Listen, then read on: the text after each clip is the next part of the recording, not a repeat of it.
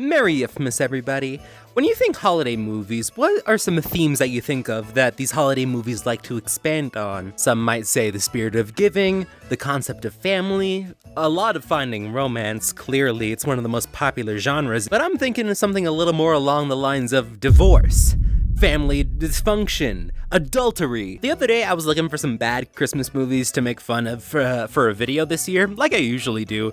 And I decided to go to the lowest of the low, Tubi, to find the source, the cream of the crop, the most iPhone footage you've ever seen. And I found one of the most surprising duology of films I've ever seen in my lifetime, a royal family holiday and a royal family Christmas. First of all, we're going to be covering a royal family holiday, which isn't really a Christmas movie, but it is a prequel to the Christmas movie. It's a part of this duology and it takes place around the holidays, okay? It's Thanksgiving, suck it up. In Canada, we have Thanksgiving in October. That's how you know I'm a freak. So we open on the main couple of this movie, Leighton and Alfreda. Leighton is a TV chef, and at the moment he's recording a Thanksgiving bit for the local news station. Some kids enter the scene to help film and give this kind of, I want to say, Full House vibe to the TV special. These are actually foster kids that they hired to make it look like they have a perfect family. Miss Alfreda, can I come down now? Yes, of course, dear. Come on, let's go. How come I wasn't in the picture? Which, that's a little bit psychotic. Because later in the movie, we discovered that all of their children are adults. So why would they feel the need to pretend that they have kids that live with them at home in the first place? Regardless, the fact that they did this causes Alfreda to reflect on her own family relations and realize that her kids haven't come home for Christmas or Thanksgiving in a really long time. So what's the plan that Alfreda pitches to Leighton? Irma Holling's children hated each other too. But when her husband Bo died, every last one of them came home. Maybe you have something to look forward to when I die. Listen, I just want you to hear me out, okay? We are going to tell the children that we are getting a divorce and that this is the last time that we'll all be together for the holidays as a family. I can think of 5 million ways that would be less roundabout to bring your kids home for the holidays by, I don't know, showing them kindness or like being nice to them. No, instead they hop on a video call with each one of their kids and tell them the bad news. These kids, let's rapid fire talking about these kids because there's a lot of ground to cover with this movie. First up, we got Austin, who's a nerd running for Congress. He's also, unfortunately, a Republican. Staunch Republican, and I'm gonna run for Congress next year as a Republican, and I'm gonna kick some Democratic ass. He's gay. Austin is also a total fucking pervert. We're gonna expand more on this later. Basically, his entire bit is that his family thinks he's gay, and he's affiliated with this weird Turning Point USA knockoff, which we only see a couple of seconds of in the actual movie, but given events this year, it's hard not to connect the two. Charlie Kirky. I spot the perky.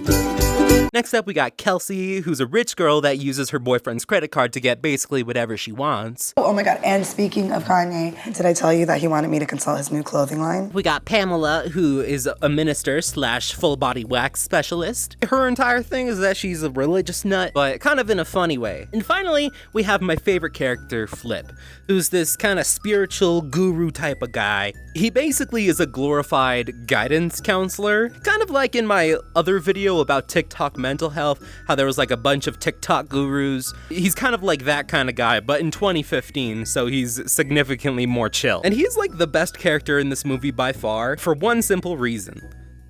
He's nice. So now that all the siblings are here and they've been introduced, we get to watch two things that kind of continue for the rest of this movie and makes it a little bit boring for the first, I want to say, like one and a half acts. We get to watch these people fight. Like, oh my God, these people fucking hate each other. It's no wonder that they haven't gotten together for Christmas in years. Okay, Mom, does this have anything to do with sex? I have a couple documents open. Quiet, everybody. Now, does that mean like we can leave? I mean, when I say leave, I mean like Callie, DC, the deck. Listen. Mars. Pamela, Flip, Austin, and Kelsey, shut up. Like, dude, that is so disrespectful to say to your adult kid. It's a wonder that they didn't walk out on the spot right here. Why do you always say Pamela? Are you mad? Kelsey, Charlie, Austin. I'm sleeping downstairs. Get off my bed, get off my bed. Shut up. Why And two, we get to watch Alfreda and Leighton lie very, very poorly to their kids. Like, they cannot hide the fact that they aren't actually divorcing. I like to barbecue and I'm good at it, okay? Well, you know what? If you guys just came home a lot more often. Well, come home to what? You guys are splitting, aren't you? Yes, most definitely. I am so done with your daddy. Yeah. And I'm done with her too. Next up, we got this expository breakfast that they all have, where a new character joins the fray, Uncle Nelson. This dude is two things, a creep and an alcoholic. Oh my god, every minute this man is on scene, I'm like so uncomfortable. I instinctually want to cover my eggnog. Aren't you an alcoholic? Kelly. It's Kelsey. Okay, correction, Kelsey. I'm a recovering alcoholic. I will drink your bath water. I'm just glad that I was able to be here to hear the good news in the flesh. And what a fine piece of flesh it is. The uncle reveals that he's been on disability payments because he just likes drinking and doing nothing. He's one of those pesky freeloaders who just takes advantage of the system. I wonder what political perspective the writer may have. The family at the breakfast table shares a few more I hate yous and shut ups. Then their aunt also strolls in during breakfast, and they have to break the news to the uncle and the aunt that they are getting a divorce. The aunt is just fucking ecstatic, so happy that she's finally leaving her husband. Of course, they get the uncle involved with the plan, and Mona basically clocks them instantly and says, You two, happen to be the most civil, soon-to-be divorced people I've ever seen. That's because they still in love, and Satan can't mess with true love. and then the mom forces everyone to go bowling. Now it's time for an epic bowling montage. It's completely silent. We just get to hear some stock music while we watch them bowl and their mouths move without making any sound. Now a talented filmmaker would go, hey, this is an opportunity for them to like showcase more of their personality, you know, get to know these people a little more by using dialogue. No, it's just completely silent, and we get Austin checking out this girl. Later, Pamela walks in on Austin stalking this girl on Facebook. Turns out her name is Winifred, and she's a girl that used to go to their old high school. Austin was apparently madly in love with Winifred in high school, but they never got together because the entire school kind of labeled her as a slut and Republican. You can connect the dots. However, there's a little bit of a conflict here because apparently during their time in high school, Winifred really wanted to go for Flip. There's this really gross and sexist undertone that's entirely played for laughs, where Austin kind of views Winifred as property that belongs to him. It's a very strange feeling that I can't shake, which I guess they nailed a Republican perfectly. We cut to the next scene. The family is dancing, playing cards, I don't know, cut me some fucking slack. What's important is this dude Roger rings the doorbell and Kelsey goes to answer it. Roger has shown up to introduce himself to her family, even though they haven't like discussed this one bit. And there's three things about this dude that the royal family definitely wouldn't appreciate. Because I'm white, right? And older? And married. Kelsey and Roger also hate each other. Basically, this is one huge circle jerk of a movie where everyone hates everyone's guts. This is like if It's Always Sunny on Philadelphia was on the Hallmark Channel. Like, these are some of the most dysfunctional people I've ever seen in, like, a normal TV movie. Now, apparently Roger is here to break Kelsey out of this oh-so-terrible family holiday, which, to be fair, literally all they've done this holiday is fight and play bowling. So, honestly, I don't blame Kelsey for wanting to get the fuck out of there. Next scene. The mom tries to pull some very emotionally manipulative bullshit with Kelsey. She feels like Kelsey is slipping away and the distance between them is greater than ever. However, Kelsey calls her out on her manipulative bullshit because throughout their entire childhood, Alfreda has always picked favorites between their children. Parents have favorites, right? I get that. Pamela has always been yours, so it is what it is. I'm good with it if you are. What if I'm not good with it? I just kind of outgrown the point where I have to get mommy's attention all the time. And I just went through that phase all fine by myself. But the mom fucking brushes it off with this passive-aggressive ass. There is a lot that you just don't understand. We'll understand what that means later in the movie. It's kind of fucking insane, the secrets that they've been hiding. God, I'm pacing a lot during this video. Can you tell that I'm a little bit nervous? Thank God, Kelsey cuts her off and says, hey, I gotta continue with some calls and doing my work, man. And someday Someday maybe you'll understand that you should have treated your children all the same instead of just deciding who was special and who wasn't. It was a very gratifying scene to watch because this is like 40 minutes into the movie, and the only thing we've seen this mom do is emotionally manipulate her children. Then we get this very titillating sequence where Brick brings Pam and Austin to see this girl Winifred at her job. Oh my god, I can't believe I forgot to talk about Brick.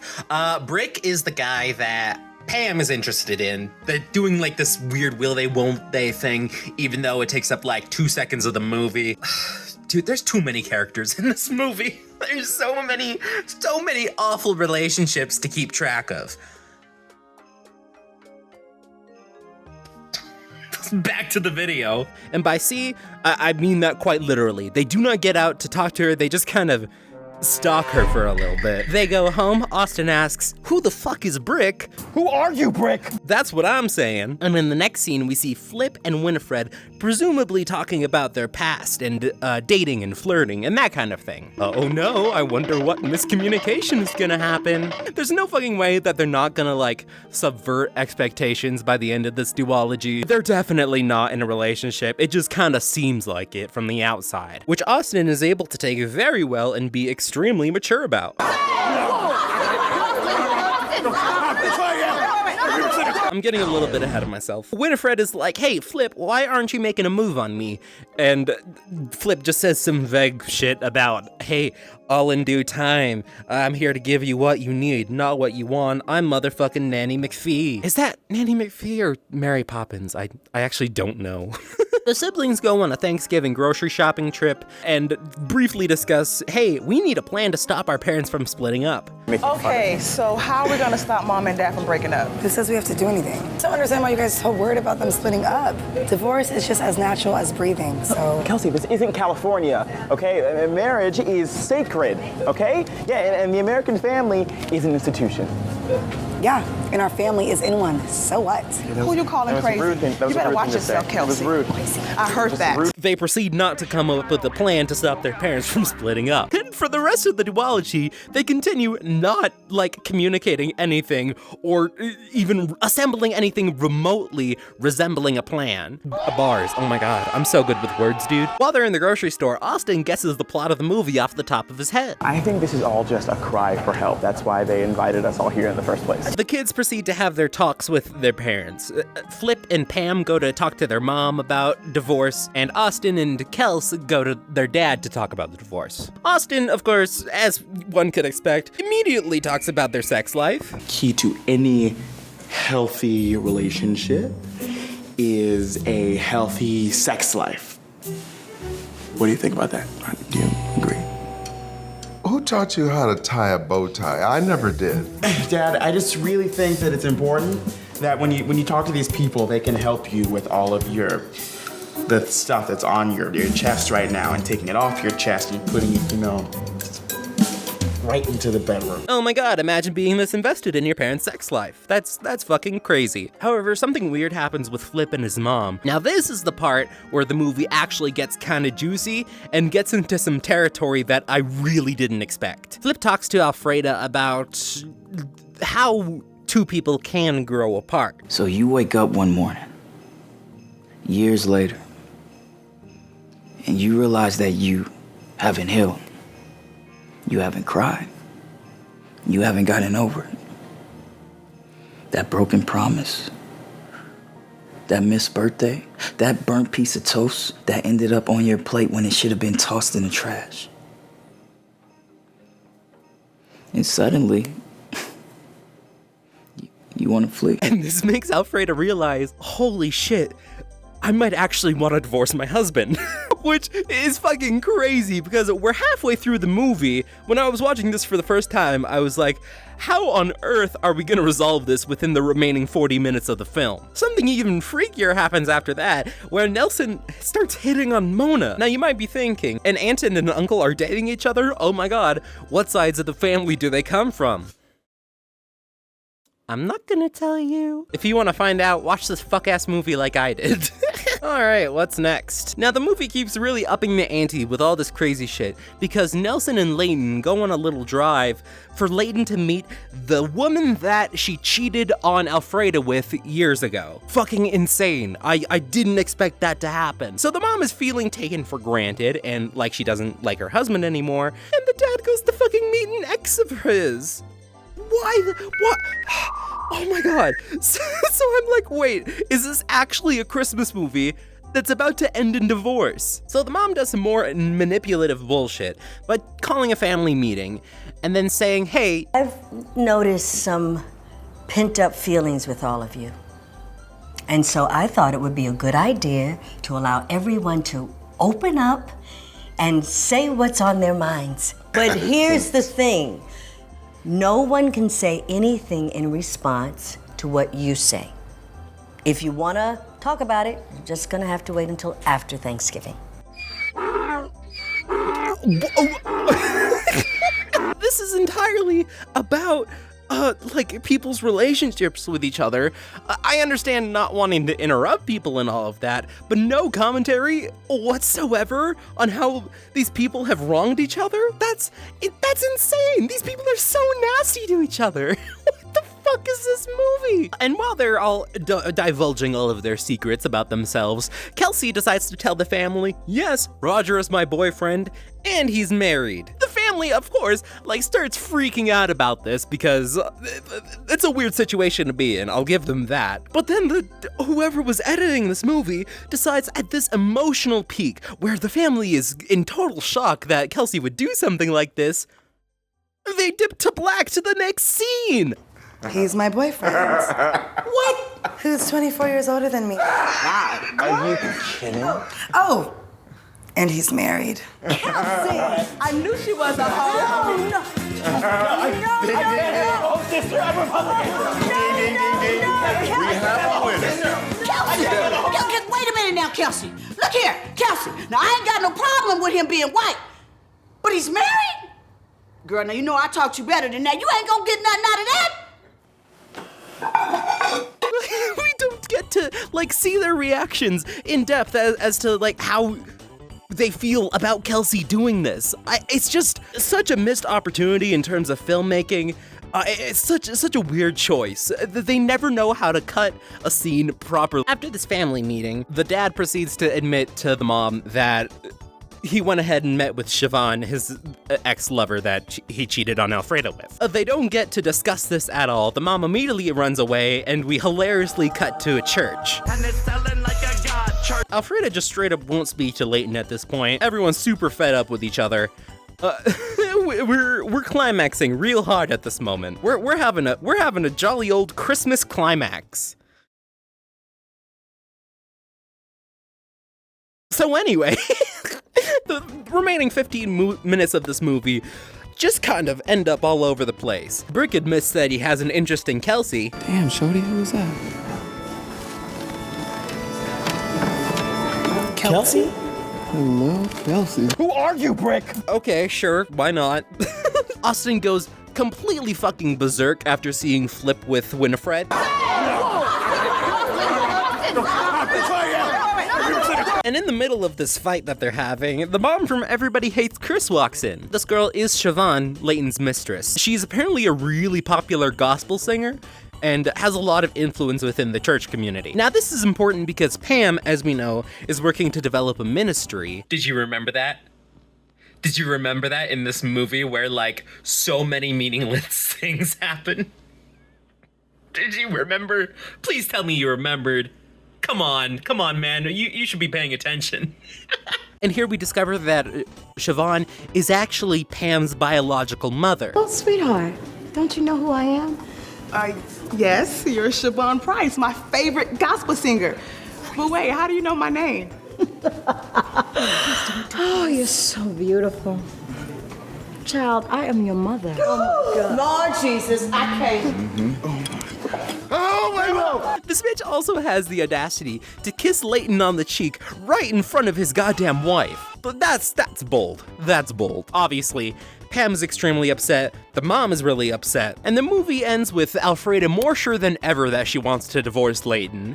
and she goes to take care of Pamela because Pam, believe it or not, also wants to be away from her dad for a little while. All of the siblings leave after half-heartedly saying, okay, we gotta commit to a plan to get everyone back together for Christmas. And then everyone leaves, and we end the first movie of this duology on a scene of the dad just sitting alone in his house. I have never seen one of these Hallmark movies end in tragedy. And that fact is just so goddamn funny to me.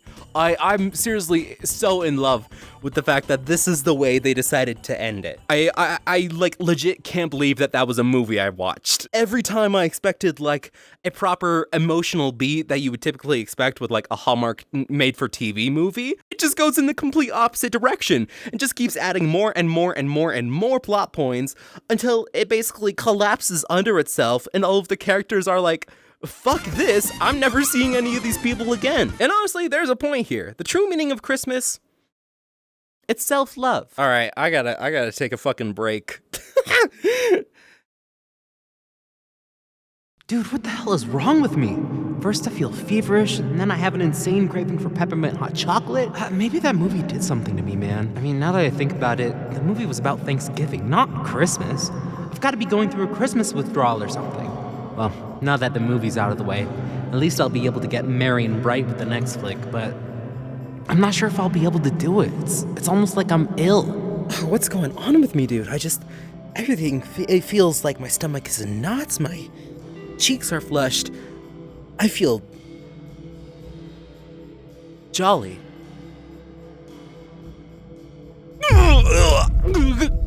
Stop.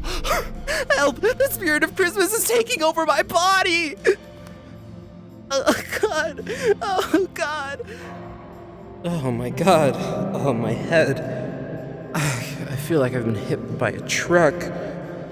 Wait, why am I wearing this many rings? What the... Oh, my God! Oh, my God, what happened to my face? Is this... Oh my God, I've been embodied with the true spirit of Christmas. I'm a ho ho ho. Ah fuck, I guess the spirit of Christmas forgot to transfer a microphone onto this avatar, so I'm just gonna have to gesticulate a lot. I hope you understand. So we begin the movie by fast forwarding to Christmas, and Kelsey and Austin show up a week early. They say it's to help around the house because Nelson and Leighton are so incompetent at decorating their own house for Christmas, but it turns out both of them are there for their own selfish gains to see the people that they've been dating. And like, I thought in the last movie, we literally just established that they're on board with this plan to help their parents get back together. So why are they being selfish assholes again?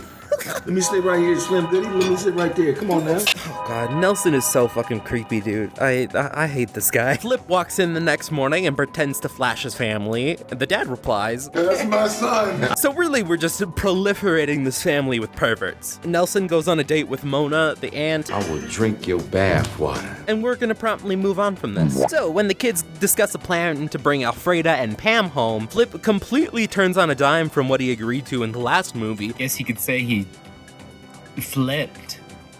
Listen, you can't leave, okay? We have to find a plan to get Mom and Pam back home. Actually, no, we don't. We should let their hearts lead them where they're supposed to be. Of course, everyone is very dismissive of this, and especially Austin goes into like a fucking hissy fit over it. But it turns out, behind the scenes, Flip is putting in all of the work to bring them home. He asks Nelson to bring Leighton out to a bar so they can get drunk, and Nelson secretly records Leighton's inebriated confessions on an iPhone 4. God, I miss when phones had a completely flat back. You guys remember that? Being able to, like, perfectly lay your phone down on a table? We lost something when we moved past that point. Anyway, Flip takes the phone and basically transcribes the entire night into a letter that he sends to Alfreda, under the guise that it was actually his dad that wrote the letter. He also stays up all night doing the legwork of making a photo album to send to Pam to remind her, hey, you are family, you are our sister, and you can come home for Christmas. And actually, it was kind of a sweet scene. I teared up a little bit. Unfortunately, it's just gonna make the most sense for me to hop around telling the story like this. So for the next 2 to topics that we discuss, just keep in mind all of these are kind of happening simultaneously. First, let's get the serious one out of the way. Let's take a look at the scene where Nelson brings Layton to the bar. They do this parallel confession thing where Layton describes how shitty he's been feeling to Nelson, and Alfreda describes how wonderful she's been feeling to Mona. And let me tell you, dude, Alfreda is like so fucking happy with life. I have truly enjoyed being alone. I don't have to cook for anyone. The whole bed to myself. Just basically doing all of the self-care that she neglected throughout their entire marriage. And to me, this kind of displays a misogynistic attitude from the writing perspective of this movie, because it kind of enforces the stereotype that women aren't sad when they get divorced. It's always been a thing where it's just like, oh, she only wanted you for your money and divorced you so she could take half your stuff. That's a thing that women get accused of all the time. Okay, so I feel like I wasn't clear enough when I was talking about this, but what I mean is that, like, a lot of women are kind of accused of marrying people for, like, impure reasons, right? Like, it's a lot more socially acceptable for a man to marry a woman for very selfish, bad reasons, like my wife is hot and young. And there's, like, this double standard that's placed on women for marrying men for the same reasons. And so because of that, there's also this double standard that exists when people get divorced. And so to me, this scene kind of perpetuates the attitude that women are always happy to get a divorce with their husband because they marry for impure reasons. That's just kind of how the scene reads to me. Just wanted to clarify that a little bit. Hopefully this is the last time editing Okari pops in. And to see it kind of play out like this, enforced, where like the husband feels desperate and broken without her, and she's doing just fine, leaving her poor ex-husband in the dust, even though he's the one that cheated in the fucking first place.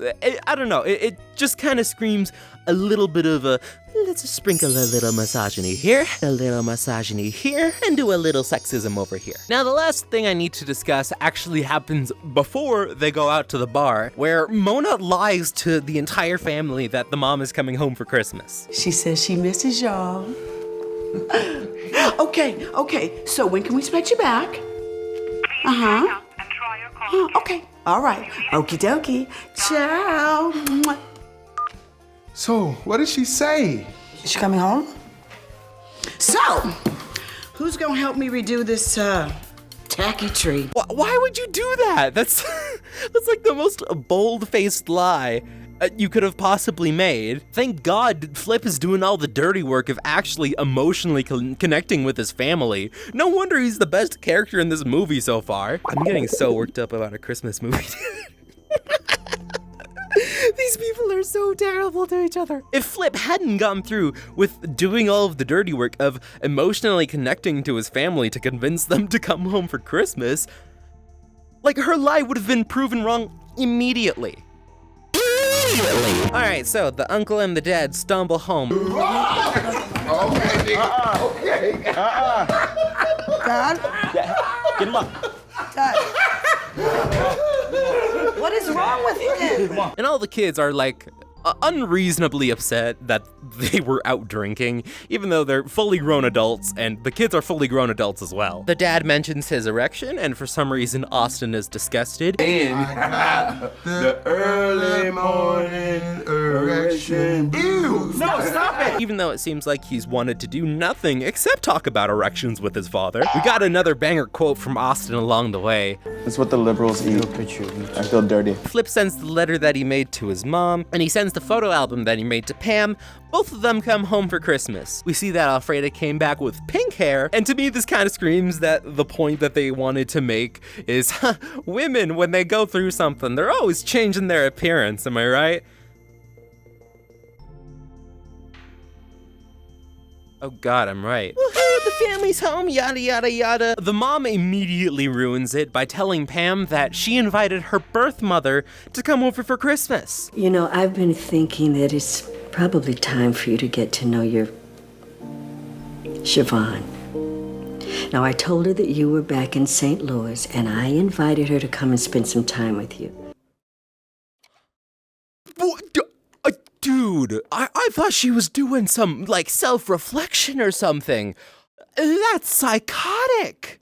To do that without to tell your daughter, your adopted daughter, her birth mom is coming home for Christmas, and you didn't bother to consult her at all about this decision. That's just mind-bogglingly disrespectful. The next day, mom calls a family meeting, tells everyone, hey, it's so great that we're a family and we're finally reuniting again, which ends hilariously in a family group hug that Pam is excluded from. Like, wouldn't these people be at least a little bit sensitive to include Pam in things that go on with the family? Like, are you fucking kidding me, guys? Pam forgives her dad for lying about her birth mother.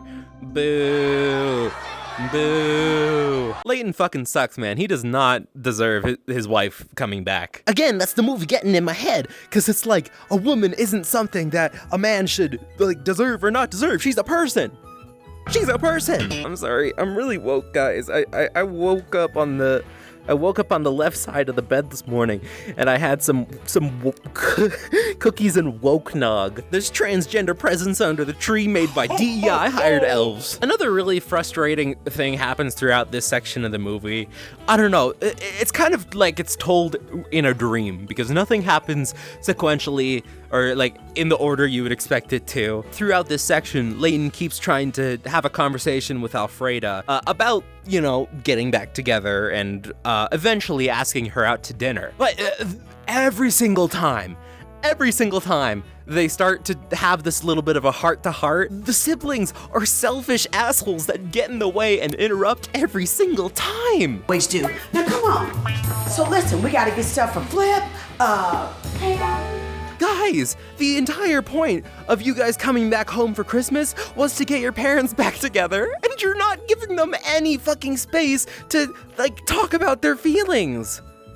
What the fuck did you expect? And this is really where you start to realize, the entirety of the last movie was just a long-ass setup so that this movie could have as many emotional beats that they could cram in, which don't work at all because these people are so mean to each other.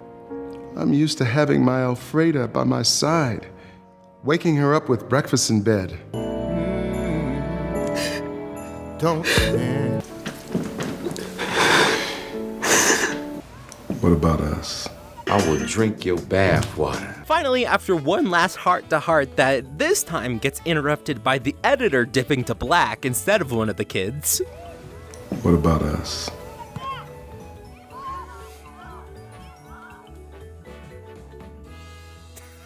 Which is just like hilarious to me. Even the editor couldn't leave these characters alone to talk about their feelings. They're getting all dressed up for their date where they're going to the diner that they first met at or whatever the fuck, I don't remember. Leighton asks Austin if his bow tie looks gay. I want your advice, honestly.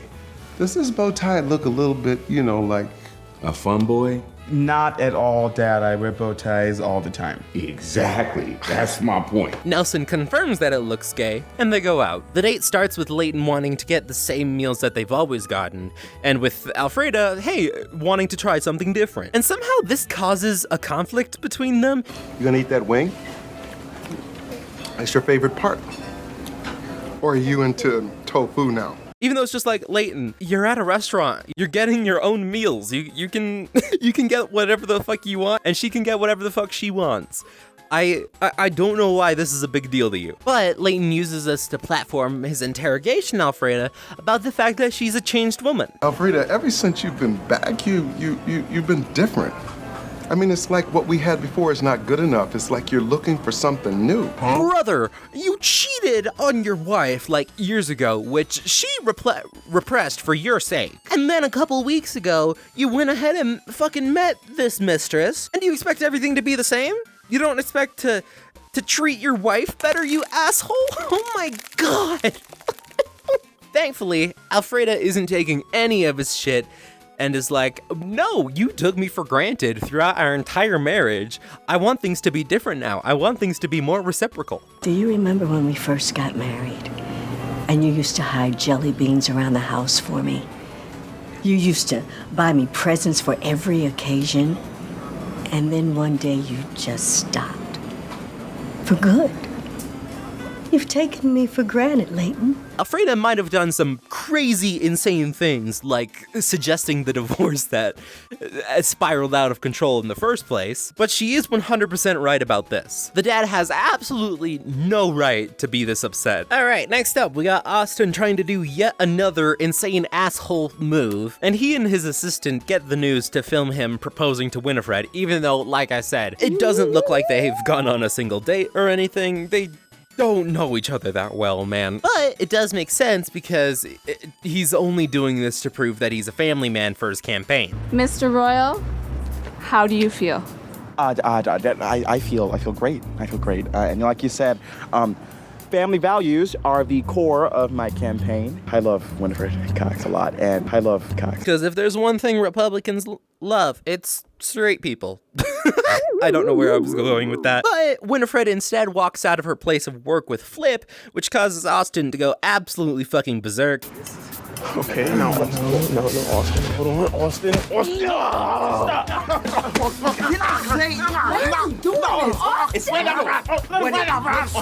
Flip, of course, immediately deflects and puts Austin in a chokehold. The news films this altercation and we just dip to black, and we don't deal with the consequences of this scene ever again. Meanwhile, Pam does end up meeting up with Siobhan, her birth mother. I know, there's there's so many fucking characters in this movie. I'm having trouble keeping track of it too. And Pam, of course, as we know, is trying to open her own ministry. Siobhan is a famous gospel singer, so like, they're basically a match made in heaven in that regard. Pam and Siobhan go to meet several ministers and pastors and that kind of thing. And unfortunately, Siobhan tells a bold-faced lie about how her and Pam are just like met. She's not her daughter or anything like that. Because the church is super judgy about, you know, illegitimate children and adultery and having fun. Oh no. Who could have seen that one coming? The birth mother doesn't actually really care about Pam that much, even though that's pretty obvious because she gave Pam up for an adoption. Oh my god, who could have seen that coming? That plot wrapped up like it was nothing, just like every other subplot in this movie. There's so much going on. Next up, we got Austin venting to his dad about the fact that Winifred is dating Austin. For some reason, him and his dad are in matching pajamas. What's up with that? I'm proud of you for not sowing your wild oats all over the city. Have you ever seen a vagina? Okay, Dad. Oh my god. Why was this the direction they decided to take Austin in? I mean, I know why. It's because he's Republican and they're like secret perverts or whatever, but still, oh my god, this is... Every time they bring it up, it's not funny. It's like not done in a way that makes me laugh. However, Flip and Austin finally have their man-to-man talk. They're gonna discuss the fate of Winifred. Flip reveals to Austin that he's basically a glorified guidance counselor and has been trying to help Winifred come to her senses about dating Austin, which is just on its face so manipulative and completely removes Winifred's agency. Winifred loves you. She just doesn't know how to show love. She thinks it's all about sex. She's been insecure her entire life. Winifred came to my community for about 2 weeks. I taught her how to love. I taught her how to love herself. I taught her how to love you. All this time, you've been helping Winifred. You've been helping Winifred for me. Man, I'll sacrifice anything for my family. And especially for you. I just want to see you happy. Because the thing that goes unsaid in this entire interaction is that Flip also thinks of Winifred as property that belongs to Austin. Once again, maybe the Grinch put chemicals in my eggnog that turns me gay and makes me woke. But, like, I'm sorry. This is just insane. Whoever wrote this movie does not respect women. All right, so now that that's dealt with, oh my god, I didn't even bring this up. Okay, so earlier in the movie, Kelsey and Roger are also having a fight, and Roger is like, oh baby, you never appreciated me. I'm canceling all your credit cards. And then Kelsey like gets her card declined at the store, and it's really embarrassing for a rich girl. Whatever, I don't give a shit. But then Roger comes back, groveling at his feet, apologizes to Kelsey. Kelsey refuses the apology. Roger immediately goes full nice guy, and Kelsey threatens to call his wife. Leighton comes out, threatens to use a razor on Roger, say that 5 times fast, and he dips. To black, that is. So Austin tries to propose to Winifred again, but Winifred comes out of the store this time with an entirely new dude who's dressed up like Santa. Nice going, Flip. A lot of emotional healing you did with that woman. Great job. Austin goes to beat this dude up, fails miserably as expected, but in a really surprising turn of events, Flip is the one to punch this guy. Flip! You know, the spiritual, non-violent dude? Okay, so I guess the entire reason he became a spiritual dude was to get Winifred with Austin again. And now that that's like clearly not gonna happen, he's just dropped it all. He doesn't even care anymore. Even Flip, my favorite character, Flip, is an asshole now. Cops show up immediately to arrest everyone as if they spawned in like it's GTA. Then we cut to a heart-to-heart that Pam and Kelsey are having about Brick. Remember Brick?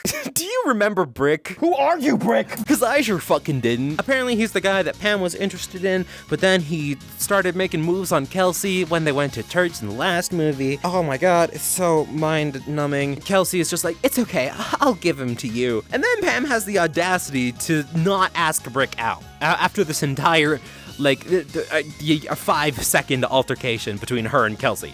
Merry Christmas, Shorty. I heard you was feeling me. You tried it. Boy, bye. Don't nobody want you. Brick approaches Pam. Pam pushes Brick away. They drive home and get racially profiled. This middle seat doesn't have a seatbelt. Out of the car. For what, man? Out of the car. I didn't even do nothing. Let's go. No, okay, wait, sir. I'm a pastor, and I know Kanye. And this entire scene is almost exclusively played for laughs. It's really terrible. The cops unfortunately get vindicated in the end because apparently Brick was driving a stolen car, but like, come on guys, I'm not stupid. I know why Brick got pulled over. And then the movie basically ends. We get a Seinfeld-style ending where all of these people who were so mean and petty throughout the entirety of this duology end up in jail on Christmas. It's quite beautiful. I was really hoping that the movie would end with something insane like this. This is a Christmas miracle, man. At this jail, Austin proposes to Winifred after calling her a thought. You're not a thought. Oh my God. Winifred, you marry me? Oh my gosh, yes. She says yes. It's a Christmas magic. It's Christmas magic everywhere, man. We end with a Christmas montage, and unfortunately, Leighton and Elfreda get back together with a Christmas kiss and a Christmas gift. Now, to be frank with you, I am pissed that they got back together. I really wanted this movie to end in tragedy as well. But the fact that all of the main characters ended up in jail, it was pretty cathartic for me. I think that made this movie worth it in the end. Oh my god, we're finally done. We're finally done with the set of movies. What do you think? This is probably gonna be another long one. I've spent like 2 hours recording this video. Thank you guys so much for watching and for all of your support throughout this year. I know 2025 was a bit lower of an output than 2024, but it was really creatively fulfilling to get to work on that 1.5 hour long video about mental health, which was just like such an important topic to me. The video did well. I'm just really grateful that you guys watched it. If I'm totally candid, I don't exactly know where 2026 will go for this channel. If you didn't see my community post, in my last like big commentary video, I talked a lot about like a lot of symptoms that I had with mental health growing up, and I finally got diagnosed with OCD, which has made like a lot of sense, and hopefully my life gets easier in a little bit, and I'll be able to channel that into a more positive energy, a more positive workflow for 2026. Dude, this has been such a shitty year. Like, I'm not gonna front with you. My childhood dog died. My grandma passed away. I slammed my finger in a car door so hard it needed stitches the same week that my dog died. Just a lot of tragedy all across the world this year. So it means a lot that I get to do this as like an artistic medium, and I get to make stuff that people watch. It really means a lot to me. If you feel like being a little generous this Christmas, I've got a Patreon which has a lot of exclusive videos. Follow me on TikTok, Twitter, Instagram. I hope you guys like the new model. Thank you so much for watching, and Merry Yuffmas. Mwah.